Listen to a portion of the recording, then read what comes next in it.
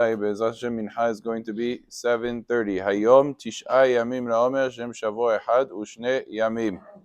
The last halakha I'm going to say on the topic of Schar Shabbat, we were discussing up until now different heterim, different methods that one would be permitted to take Schar Shabbat. One was, for example, for the sake of mitzvah. We said that if a person has a job that is involved in a mitzvah, so then he's allowed to take payment for the work that he does on Shabbat. And the second case we said was havra'ah. And we said different formats of havra'ah, different formats of lump sums that can count, that you can take. There's another heter that's brought down in the Matei Yehuda, and he makes a very wide distinction. He says there's a big difference between active work / work of an animal versus the rental of utensils and the rental of properties. So as an example, if a person himself does work, so then that would be in the category of something that's Schar Shabbat.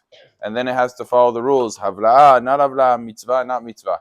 However, if a person is renting out, like what we said yesterday, a hotel room, which is not a person working, it's not an animal working, it's the rental of a property, as an example, or a rental of an instrument, like one of the cases we mentioned was a taxi a few days ago. They said that you rent your taxi out to somebody, let's say it's some goy or whatever it is, or other cases of different kelim, like he rents his plow in the times of the Gemara to a goy, so that the goy can work his own land. It's rental of an instrument.